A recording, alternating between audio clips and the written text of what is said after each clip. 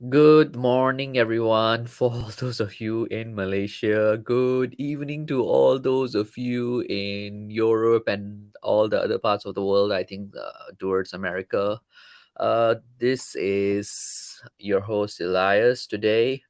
I just woke up and I'm just trying to gather all my thoughts going into this game. And as you all know, I mean, for us Asians, we all watch all the games, even at this kind of time as well. Like the games currently for the Champions League are going on as well. I think Chelsea is playing Borussia Dortmund, and we'll be playing, I think, our game around this time tomorrow as well, I guess. Yeah, it will be ending around this time.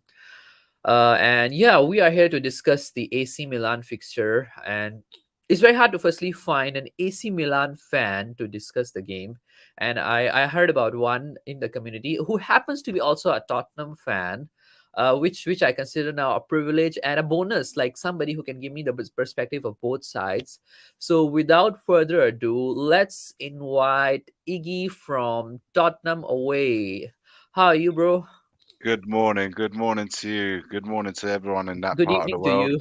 And hey, good evening, good night over here, good afternoon. I'm sure it's afternoon somewhere in the world. I'm very well, thank you. I'm very well. How are you? I'm doing good. I'm doing good. Just pretty nervous going into the game. I think as we all know, the past few weeks has have not been great for us as Spurs fans, but I mean, there's a glimmer of hope somewhere there for the Champions League. Uh, Always, always, yeah. always is. Always. It's a So different competition, so it takes away from your league running. It goes into a different competition, so it's a different mindset. By the way, yeah, Chelsea have just knocked out the Borussia Dortmund, so but Chelsea have gone through to the next round by beating Dortmund 2-0. let's hope we get them in quarters and we smack them again.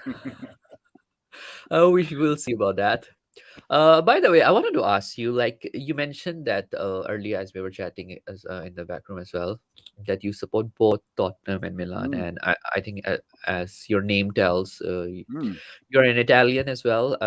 Yeah. So how did you end up supporting Spurs, and firstly, how did your passion for football started? I mean, were you Um, passionate about football as a kid? How did it all the started? the passion for the football started at a young age, as far as I can remember, to be honest with you. But the trigger, let's say the falling in love with it happened for me was the passion of the World Cup. It was actually Italia 1990. For those of you a little bit older like me, may remember. It was the World Cup that was the beginning. Um, the rise of Roberto Baggio, the rise of Paul Gascoigne, Lothar Matthäus in that Germany winning team. There was just a Ruud Gullit, Van Basten. There was a Maradona, of course. How can we forget Maradona? Array of talent, all in one competition. That was the World Cup, and for me, it was just magic. That's how the World Cup, and that's how my passion for football began in that very World Cup. And then, of I course, see. with Milan, regarding I know the next one, how did it happen with Milan? Obviously, I lived in Italy till around sort of 11 years old. Then we moved to England. My parents decided to immigrate and come to England. So I began just supporting Milan on the back of that very World Cup and the European Championships. But before the Van Basten, Ruud Gullit, Rijkaard, they were my first, the reason the Dutch team was the reason why I started to follow Milan. Obviously, came into England. Our home was near the Spurs Stadium, and Oh, I see. that's when I began to frequent the stadium. I started to learn about Tottenham. I started to watch the team because I was miles and thousands of miles away from Milan. So I went to watch Tottenham, and it was after the Gascoigne. I was just mentioning Gascoigne in that Italian '90 World Cup. He was part of that Tottenham. It was part of the Tottenham side that I began to follow, and that's also how my passion for Spurs began. I see. So I mean, that's just an interesting story. Like how you end up becoming both Tottenham and Milan fan. I Mm. think. Are you from Milan, by the way? No, I lived. My parents are from the south, but I we moved to. I think my parents were sort of finding their feet and finding where their next home was going to be. So through the reasons of work, and we moved to north of Italy, and we stayed in Milan for a few years, and that's where I began to kind of my first steps as a Milan fan, and then I see. we immigrated for England for permanently. We've been there for how since I was 10, 11 years old, till to obviously still living here now. So that's where the two, also the rise of my love for football, and obviously I remain a Milan fan to this day, and of course the Tottenham passion kicked in as soon as I moved to England. So but you'll find a lot of people as that have back the two different backgrounds. So they happen to be sons or daughters of immigrants who come from wherever they are. They have we have a lot of Turkish people in this country. We have a lot of French, many different nationalities. They Yeah. follow their team back home, and of course they have the English team. And Yep. for many, it's not an unusual story, believe me. I see. Yeah, I can imagine that because I'm an immigrant myself, Mm, born in Pakistan, and now I've been living, I think, half my life here in Malaysia, and yeah, then I'll be moving over soon as well to the western side of the world. Uh, again, since you mentioned, I think your love for football is still very much alive. I think even mm, not just yourself. I think even your family as well. You were mentioning. I think your kids play football as well at the grassroots yes, level. yeah. uh, and I saw in your vlog as well a couple of days ago that you were actually at the Wolves game as well with your son. I was there. Yeah, I was. It wasn't a great day, as in terms of the match, but overall it was a great day because my son and I experienced the first away game with Tottenham together. It was his first. Thanks, Barnabas. It was his first great. It was the first away game of his Tottenham experience, his Tottenham I journey, see. and it was mine with him. So the result wasn't the one that we wanted, of course it wasn't, but nonetheless, it was still a great experience to share with him, and him to share with me, I guess. Yeah, it is. I mean, it's always wonderful how sometimes football as a sport can also become the source of like how that family bonding and that Of community course, bonding that we can have, and that's absolutely, that's the that's the beauty of the sport as well. It's not just always about being competitive, but also that element of being like a community. And I mean, we all have that great community even on YouTube, where through technology now, me sitting in Malaysia all the way, I can have this chat with you. incredible. You being in UK, Mm, it's just beautiful to see it from that perspective. But without we can discuss about that part a lot more. But tell us about the Milan game. Like, I wanted to ask you a couple of questions regarding our key players. First of all, yeah, uh, I think from Tottenham side, we all pretty much know like what could be the starting 11 look like, given that we yeah, have a suspension of Dyer. yeah. So maybe I'll start from the back line first. What kind of backline do you look forward to see, and what do you think would be the best options to put in the backline? Would you stick to the Langley, Davis, and Romero backline, or would you be a little bit pragmatic because Ben Davis can play as a wing back as well? Would you like put in Sanchez there or Tanganga there so that Ben Davis can go in and cover for that left wing back spot, which he has been better than Perisic lately? Share with us your thoughts on that one a little bit if you can. I I agree. I agree. The thing is, Tanganga against see the players like Sanchez and Tanganga are kind of in the margins now. Tanganga played that game against Leicester City. It wasn't his greatest game. Sanchez came in against Sheffield United, not his finest hour. So for me, given the team, and especially in the back line that we fielded against Wolverhampton Wanderers, I think it's more than likely going to be the three that played against Wolves. So that be Longley in the middle, Romero to his right, and Davis as a left centre back. Big up Philly. Um, I don't. I agree with you. Davis has probably been a little bit more defensively, at least, more reassuring as a left wing back. But when you lack the options, that means you would have to play either Sanchez or Tanganga as a left centre back, something that we've not seen. As memory serves me right, I don't think we've seen that this season. Certainly, to do that in the most one of the most important matches of the season, I don't think it's very wise, and certainly not one that Conte, I believe, will go for. Conte, who's back, by the way, he was Yeah, back he at is back. training, so he'll be back on the bench. I don't think, knowing Conte, and he works on percentages and he doesn't take risks in important matches. I think we will see Longley, Davis, and Romero at the back three, along with Foster, of course, in goal. Okay, that's an interesting one. I mean, I was actually proposing this another possibility as well to one of my guests the other day. How about, let's say you play Emerson as a center back, a right center back, put Romero in the middle, and then put Langley in the left. How about that formation? Like, do you think that that's something that's feasible, or is it just a bit too pragmatic in a sense? Not been tried, Elias. It's not been tried. It's not been tested. We've played with Emerson as a right centre back for during the game as an emergency or as a backup plan. I don't think we will start with that. With that Certainly sort of not having not certainly not having been tried already. But I do see Emerson, however, starting at right wing back. I think he will be the one that Conte will go for, more so than Poro.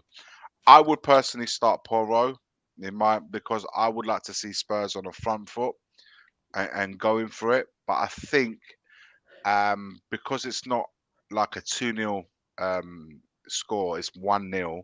I think it's going to be more of a patient first half and then see how that goes and then really go for it in the second half. So I see Emerson starting on the right and Perisic on the left. I see. I mean, that's a usual one. I think that we can stick to. Mm. But what do you make of Ivan Perisic? We'll talk about that later. Like, how has he been lately? Uh, how about your midfield? I think midfield is another one. I think it's pretty straightforward. Like the options currently, looking at the current form and the way things are going, Hoiberg and Skip, I Yeah, suppose. yeah, I Uh, would say so. I would say that Skip and they've actually got a good partnership. They played together in the past before Bentancur came along, and I think Skip's with when Sarr picked up that minor injury and Skip stepped in, I think he's done a really good job in that position. In Bentancur's absence, Bentancur, who's a big massive up, big Leo. up big up Leo. Bentancur, who is a massive loss for us in midfield because out of all the midfielders of late, he was the one that was contributing most with the goals. Losing him is a big loss, but I think in Skip has come into it very well. He's I want to spend a couple of words on Skip. Skip's somebody that who hasn't he's played very little football, very little football. He had fallen down the pecking order after Bentancur came into the equation, after Bissouma came into the equation. He had fallen down the pecking order, playing little to nothing football. He came back from a very big injury. He's coming to the side. He was then fell down the pecking order behind Sarr. Um, he was drafted in last minute against AC Milan at the San Siro. Not an easy place to go and perform. He did that. He stepped in, Yeah, did he that did. really good job, and followed that with the West Ham, and of course scoring his first goal. Yeah, that was a beauty, right? It has been Exactly nominated in as front of the goal of the month.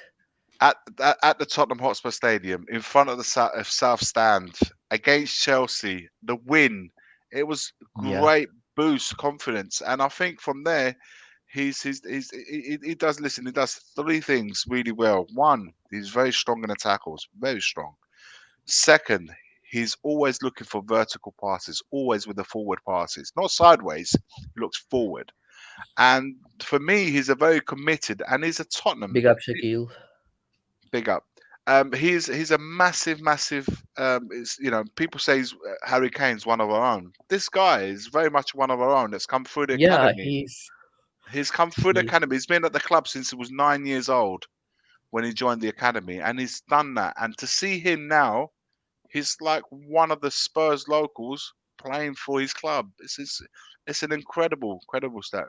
Is he going to be an elite, a world class? Maybe not. But I'm telling you, he's got the attitude and the focus, and to become a really good midfielder. Yep. I completely agree with you. I think there's like a related question, so I'll put it up here. What do you guys think about Tonali? I think he goes unnoticed in midfield. I wanted to ask this question as well. In the battles of the midfield, Mm.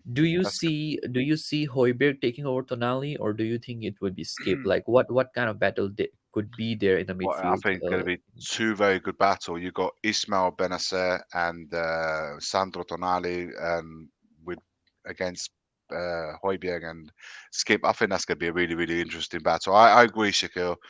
Tonali is a really unnoted, underrated player. I think he's going to be an Italian international, a regular Italian international. I think he will take over from Jorginho, and I think he's going to be part of the Italy setup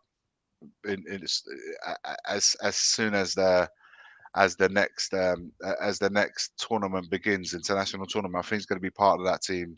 Good player, strong, good range of passing, and another one similar to Skip, very good in the tackles. Um, Great energy, great engine in him. It will be a very good test for him tomorrow because he's still a very young player who's only recently come into playing international. He played in Serie A with Brescia, which was a relegation battle team. Now this is a different time with him at Milan, playing for his schoolboy team. In he's won Serie A. Now he's going to be testing himself in the biggest stage of all, which is the Champions League. It's going to be a very interesting battle between the two pair. But whilst that is going on, I really do believe that it's going to be won in the wider areas. The game is going to be won and lost in the wider areas I rather than think the middle. you have lot more quality on both sides in the wider areas, right? I suppose that's going to be the key. And yeah, Mm, that's where we are moving forward as well.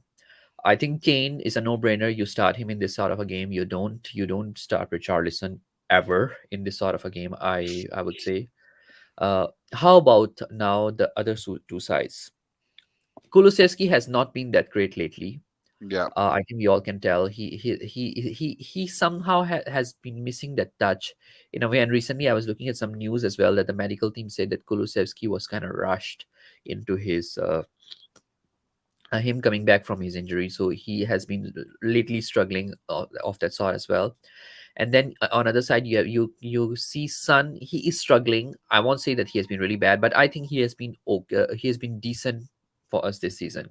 But there are a lot of discussions going on, I think, among the fan base as well. That yeah, would you drop Son and put Richarlison?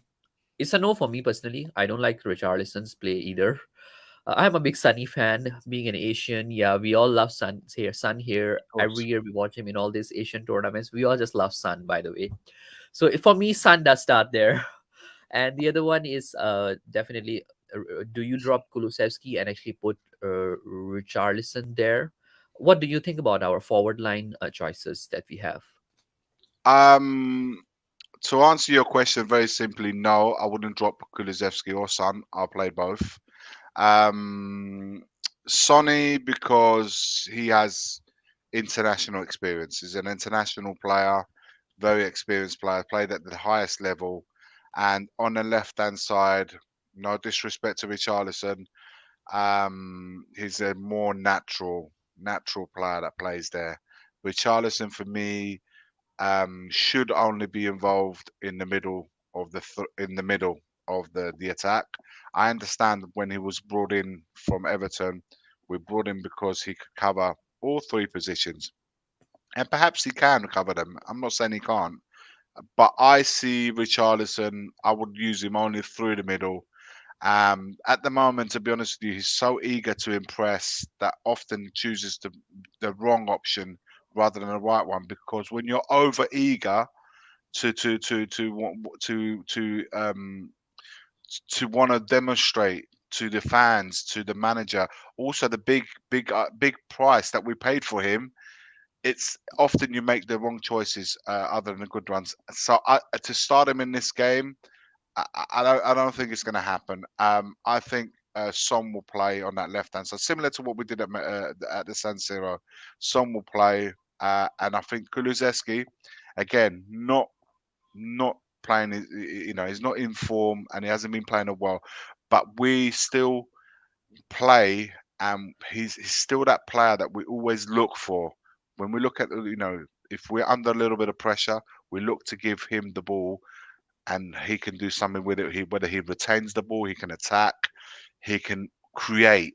Even when he's having not the greatest game, he can still do something for us in terms of opportunities and strikes on goal and so forth. So and also with the options, you got to look at the alternative, Elias. Lucas Moura, Danjuma, who's just recently got there, you got to go with your best 11. I think if we're going to talk about our best 11, those three forwards have to start. There's no two way. Son In Kane a game Giroud. like this, they have to start. I completely agree with you. I think you always start your best 11, even though I think Kulusevski and Son, they have not been that great lately. But I think behind the scenes, or when you see them off the ball, they do kind of great work there.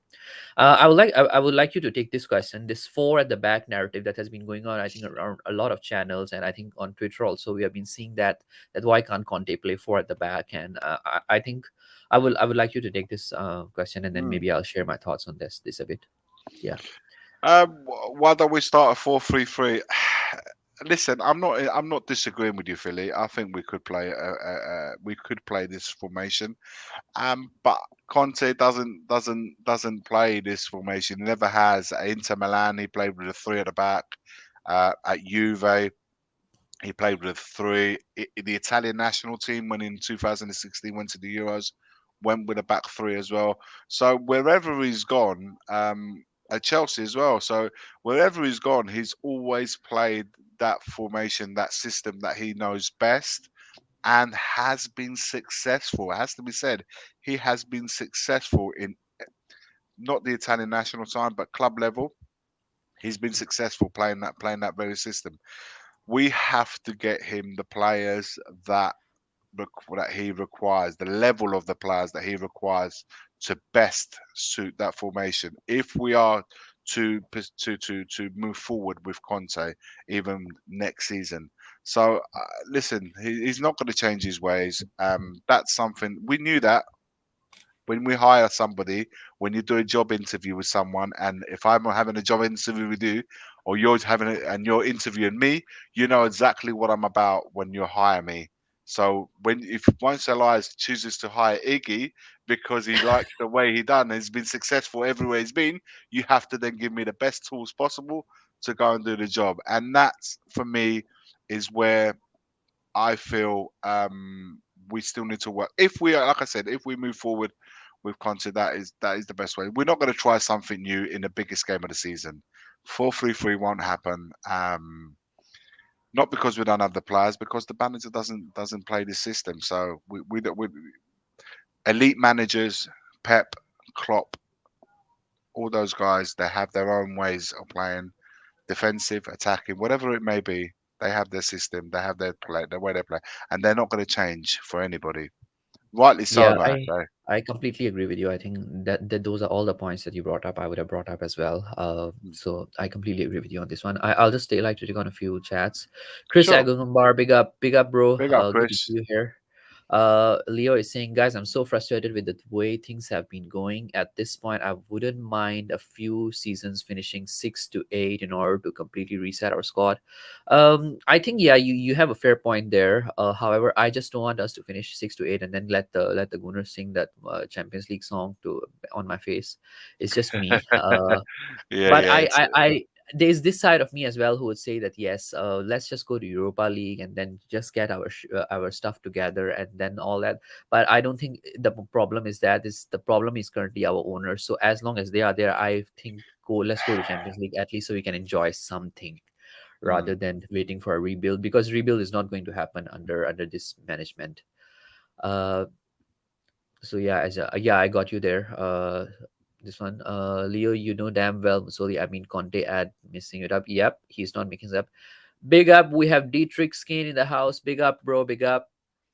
And Always cheering for the other team of Milan. Always, Dietrich's always the same. Big up Dietrich's, by the way. is either other team of Milan or other team that's playing Tottenham. Uh, Yeah. he's one of the very positive Tottenham fans, I'll say. He and Scott M are very always positive. Uh, the other thing I wanted to discuss with you now is now the Milan side as well. Sure. Tomori is back. I think their first choice goalkeeper is back. What's his name? Mike Mignon. Mike Mignon.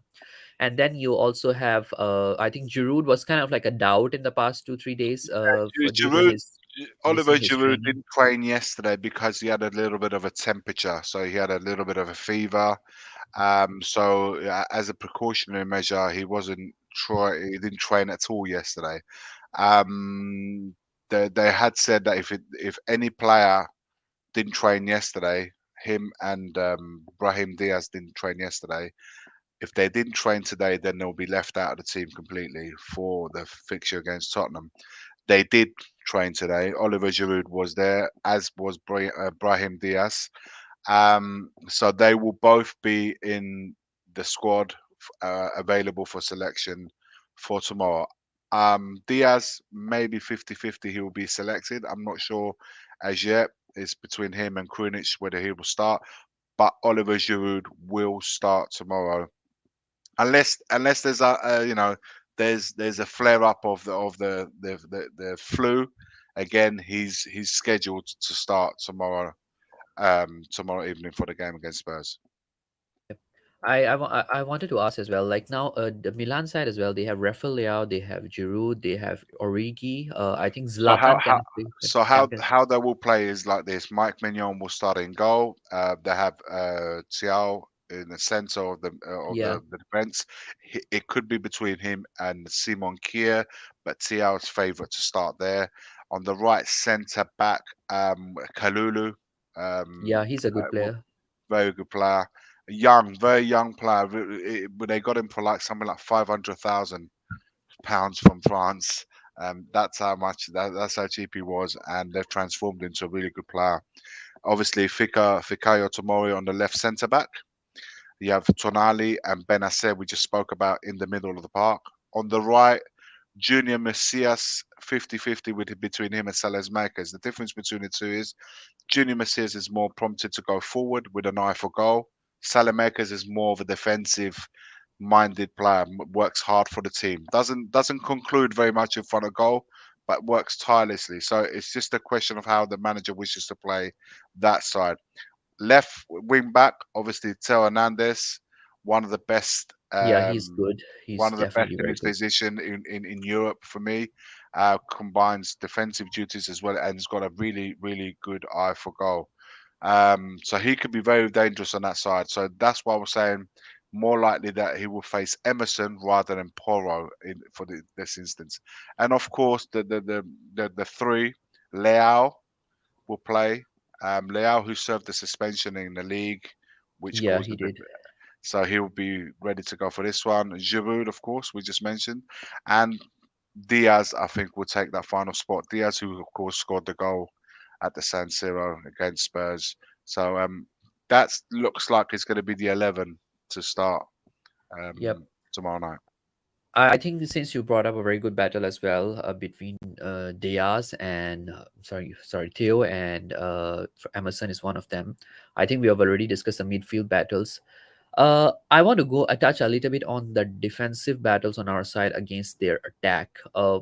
What do you think who would likely to be the player who would take Giroud? Do you think it's going to be Romero or Langley? What do you think? Because Giroud is kind of good in the air. I don't think Romero is the best in terms of his play in the air, but I would like to hear a bit from you, given the style that Milan plays and how they are. And there's a question as well. I think that Italians are always defensive. Milan will do the same. Their tactics are same as Conte, similar. I will say we have to try a different way. We have to attack from the start. Otherwise, we won't be scoring any goals. Do you? By the way, big up Daniel. Daniel is actually my friend from Pakistan. He comes from a Big very up, footballing family himself, and Ingwa is he's a Malaysian who lives in UK. Big up Ingwa as well. big up, big up. But yeah, I like you to take on Daniel's question as well. Um, See, Milan, when they won the league, they were very attacking side. They played a 4-2-3-1 all the way through. And post World Cup, something wasn't quite right. And with the number 10, specifically with the number 10, Diaz wasn't quite with it. They bought the new player, Charles de Ketelaere, who hasn't hit the heights. So they decided to withdraw the number 10 and added it into a third centre back, changed the formation slightly, became a little bit solid defensively because they were leaking goals post World Cup. They went for a real run of bad results, which needed to change the course, which probably the reason why they're not fighting for the league now because they lost too much ground on Napoli. So they changed the setup a little bit, became a back three, very solid. Tiao came into the side, really made that back line a little bit more solid. Mike Maignan is a massive recovery for Milan because he's a super goalkeeper, really good goalkeeper. So they solidified the back line a little bit more. Also because Milan is not a team with Oliver Giroud. Ibrahimovic, by the way, he's not in the Yeah, he's Champions not in League the squad, Champions League squad. so he won't be playing at all tomorrow. So they're not a team that's scoring too many goals. Origi, that gamble on getting Origi from Liverpool hasn't paid off with goals. Rebic in and out of the team. So they're not a team that score a lot of goals. So in this second half of the season, they've really based their thing on the defense. So yes, you're Daniel's right. The goals for me, Spurs have to try and score first, and ideally to do it straight away to open up the tie to say now it's 1-1. We can take our time to try and get the winner without completely opening up. To the longer the game goes, of course, the more you have to open up, and the chances are they can break away with the likes of Leao Hernandez with gaps left behind too. It's a very. I'm not sure how the managers are going to play that tomorrow, but I agree. Italian teams' records in England is not very good, has to be said. But also Milan don't have to win. They have two out of three results in their favour. So it's going to be very interesting how both teams approach it. Does Conte go for it straight away, or does he wait a little bit? And also what Milan do. Will Milan just wait, get the pressure, and try to counter attack on the breaks? It's going to be an interesting battle in that sense of how also from the sidelines how the managers approach this game. Yeah, It I could be a completely nil-nil, agree. it could be 1-1, it could be 3-2. Who knows? It's very. It can open up depending on how it starts. Yeah, I think we have pretty much touched on the tactics there, and the key battles as well. I just wanted to ask one more thing now. The managerial styles of this formation. I think Yeah, both 3-4-2-1, or I think for Milan it's yeah. kind of like 3-4-3 in a way. They Three tend four to three, be. but they have tucked in Leao and Diaz just behind Giroud. Listen, the pace is going to be, it's going to be Leao. Leao's the one, the danger man. If he's ticking, then I think that the attack ticks a lot better. Diaz is a tricky little player. Not physically strong, but very tricky in between the gaps. And of course, Giroud, we know Giroud. Giroud, there's not really much one can say about him in that sense. He hasn't is not this quickest player in certainly not with his legs, but he's very quick up here. Um, so it's going to be interesting how they handle him and the attacking pass. It's going to be interesting how both defenses deal with attacks. Milan's defense against Spurs' attack. We know that over San Siro, they didn't get too much joy, especially Kane. They nullified Kane, which kind of meant that they nullified the whole attack. And also, like we said earlier, backstage, if Kane is nullified, where are the goals going to come from? Son's not scoring a great deal.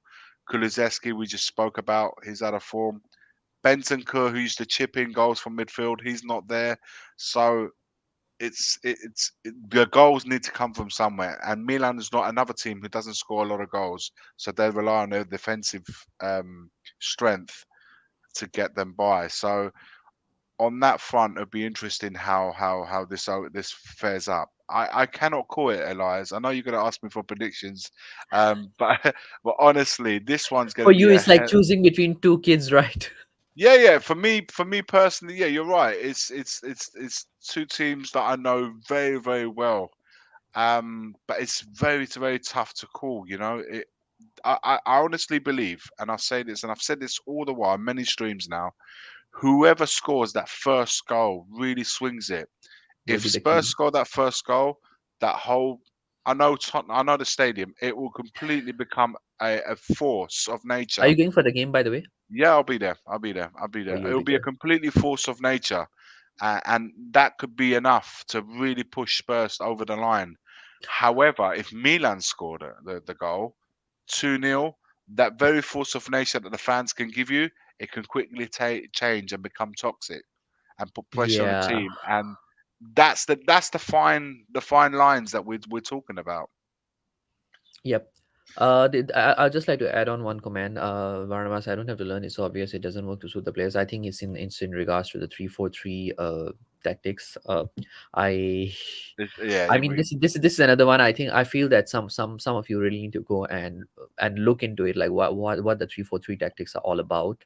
yeah. We have an Italian here. I think he can tell that Italians don't like pineapples on their pizza, and they don't like mixing up their tactics, and they they don't like cheese in Well, their if bolognese something as is well. successful, if something is successful, why change it? You have to Of say course. that, Philly. You have to understand that Conte, with that system that he believes in, and this is what this is why we brought him in, because we brought him in because he's successful and he's meant to be bringing success. But that we have to also, as a club, as owners, give him the tools to do the best job possible at the club. And right now, we haven't completely fulfilled what he requires. Whether that happens next season, I truly don't know, guys. But we ha- we cannot be always the team that a manager doesn't succeed. Mourinho succeeded before he left us, went to succeed and won the trophy for Roma. Yeah. Being Spurs with the only team that he didn't win a trophy with. Are we going to do the same with Conte as well now? So we have to decide what we what we want to do. Yeah, but big up, Philly. Thanks for the comment. And Daniel is saying, yeah, of course they will man mark Kane, Kulu, and Son have to step up. I 100% agree. I think it will be Kane and Son who will be man marked. So yeah, let's see how it goes. I can't read Korean, unlike Will. So I don't know what you say there I think to he's having a Goguma. conversation with Goguma. I Yep. think that's their So conversation. yeah, so yeah, both of you can carry on. I can't read Korean, sorry.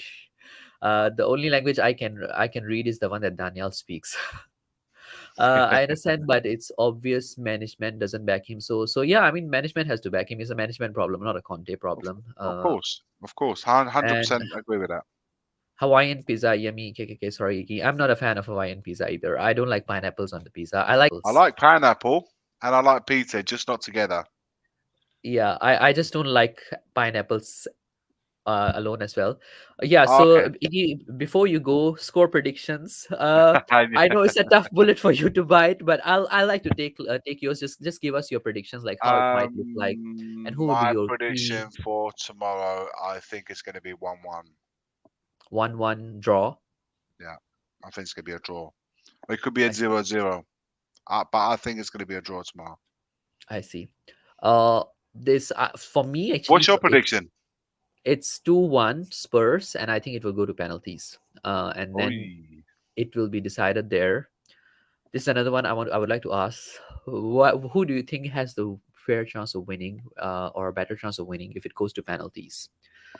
For me, I think it's oh, us on the attack. If it's attack, we have an upper hand because of the kind of lineup that we have. If it's them, I think they have upper hand in their defense. In terms of their goalkeeping, I think their goalkeeper is better than us. He can defend yeah. penalties. Yeah, I agree. The Uh, goalkeeper Mike Mignon, absolutely way better than Foster. Mr. Foster. Penalties, Kane. Giroud. Uh, I'd imagine Son. Yeah, yeah, you're probably right. I'd say probably penalty kick takers, probably Spurs have more options than the Milan have. But you're right, the goalkeeper's better. So, my God, the drama. Oh my, It's going to I be don't. crazy. Too much, too much. I know it's gonna be a bit tough for you. You're gonna be there. You are so I feel for your heart right now. With my boys. So I'm saying, Oh, you I'll both your be there boys with are going. How many boys my you have? Two boys. two boys. So they will be there with me. So it's going to be an experience, a lifetime experience, because it doesn't Milan versus Spurs doesn't happen too often. So this Yeah, is it doesn't. again another first time that we're going to be experiencing this game And with together. with two Italian managers, some more, I think, for you. Incredible, incredible. You couldn't make it up. Honestly, it's unheard of. It's the first time I think. I don't remember the Italian tactics, playing against an Italian team. yeah. Don't Yeah, it's gonna be a yeah, I don't know how exciting it's going to be from a spectacle point of view. I think it's going to be a real tactical battle in the first half. I think it's going to be a patience, and then I think in the second half, I think they're just going to go for it. yep. I mean, so there's another prediction as well. Spurs 2, Milan 1 on aggregate. Yeah, that's what I've been predicting. I think it will go to pans and then the pans might decide. Goguma, I'm well, thank you, and hope you are too. I thought you guys were having a conversation in Korean. Just kidding. Varnava 3-0 Tottenham. Wow, that's a very positive one. So if you have to, I don't think it's going. to this, My feeling is there's not going to be a lot of goals. I don't think it's going to I be a don't high think so. score. Also, given the way they've been playing, Mm. Christoph Number, yes, me do Chingu very well. Very excited for the game, and so are we. Very excited. 4-0 Tottenham. Where's all that positivity coming from, Dietrich, today? Delusional Dietrichs. For delusional Dietrichs. Uh, that's one word I don't call when I'm on my streams. When I go to other streams, yeah, then I call people delusional. Oh no, I'm just calling Dietrich delusional, not everyone. Yep. Yeah, Dietrich can be a little bit delusional at times as well. Sometimes I see him at Will Two streams. one, 2-1's are famous. Is that more? Everyone seems to be going 2-1. Yep, I think 2-1. I don't know if they're agreeing with me or Everyone you. wants the drama. Everyone wants the drama. I also I don't like drama, to be honest. I would like a comfortable victory. Agree. We would be lucky to get one goal. Inter are bigger than his. I think See, he's trying to banter you there. I feel pineapple pizza at halftime. Uh, okay. Okay, so I think we are going to wrap up. Before we go, Iggy, can you tell us a little bit more about where can people find you? And yeah, sure, we are on Tottenham away. We just hit the 10,000 subscribers only recently. We had a show yesterday evening. For those of you who missed it and want to check it out, long stream. We didn't talk about Spurs too 6 hour much. stream. I mean, Yeah, I slept yeah. in the middle of the stream. I woke up. I went to office. I was in office, and the stream was still going It on. was honestly, Elias, it wasn't part of the plan to go as long as we did. But I think we was just, relaxing. Just it was like a chat amongst friends, really. We Yeah, was just discussing absolutely anything. Some football, some non. But tomorrow, of course, is the game. Thursday night, we're gonna be doing. Normally, this happens on a Wednesday, but because of the game, they've moved it to a Thursday. Stell's going to do a fans call-in show, so everybody's welcome to join in as part of the fan calling show. And then Friday night we have a show leading up to the game. So there's content all the time. We're on Tottenham away, guys. So if you head over and you there, guys are having a call in tomorrow after the game, is it?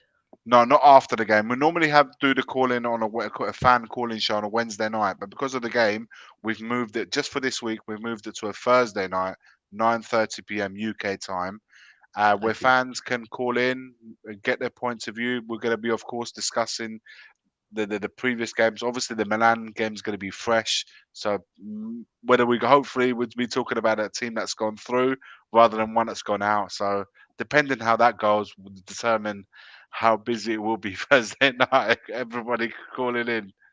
Yeah, But yeah, so I'll lock it see if in, I guys. can call in as well. Yeah, Because sure. the thing about my one is the Tottenham away timing is likely like Oh, 5 it's going to a.m., be in the middle 4 of the a.m. night for Some of you. those kind of timings for But me. sometimes, depending how long it goes, they could still be on at this time, so you may be able to join in. Yep, I would be. So congratulations, Tottenham away. Yeah, they hit Thank you, Gugum. 10K. I appreciate it. I'm usually there for the fan call in when Will does it on Sunday night. So it's like morning for me. Well, And we are starting that call-in show on Thursday night. It will be starting 9:30 p.m. UK time, so it'll be similar to around this time now because at this now it would have been say 1 hour in. So if you're up already at this time on you can tune in yep. and go on. Yeah, 2-1 Spurs. It was a good show yesterday, Philly, Thanks. and from Philly. And yeah, for me, I think yeah, usually I do my post match as well at Tottenham away or as in at Will Stewart 365. Usually I don't do post match, but tomorrow I will be doing a post match call in show, and we'll be having some of these people in the I'm sure chats. Will. Yeah, you're right. I'm sure Will do a post match as well. Normally it's No, around 2. Will is not doing post match tomorrow because he's out of town tomorrow. Oh, okay, okay, fair Yeah, enough. so he mentioned. So I'll be doing one tomorrow as well, just one after the game, and then we'll see. I think we'll be having Dietrich Kane there as well, making his debut at Step Up Spurs, and we have some other friends. I think Daniel will be joining us from Pakistan as well, so we'll be Yeah, hearing from all of them. What do they think? The global disappointments or the global celebrations? We'll see that tomorrow. all And will be with that, I revealed. think I'll see if I'll do a starting 11 video tomorrow or not. I can't promise at this point. It's just been a crazy week for me. But really, thank you so much, Iggy, for joining us. It has been a It's a great pleasure. chat, Pleasure. and we can chat about pizzas, we can chat about formation, we can talk about Italian tactics. It's just fun, man. Really, I really enjoyed this stream with you. So big up to Iggy. Make sure you all go to Tottenham away and hit the subscribe button. I've also dropped Iggy's Twitter link in the description, so make sure you follow him there as well. Great show, man. Really appreciate it. I And Iggy's appreciate it. one of those Thanks. guys. I think he does quite a lot of vlogs as well on Tottenham. He's the vlog guy, I can tell you. Yeah. We'll see you Okay. tomorrow morning for the Good Morning Tottenham away videos. Yep. We'll see you guys. And with that, bye for now. Come on, you Spurs.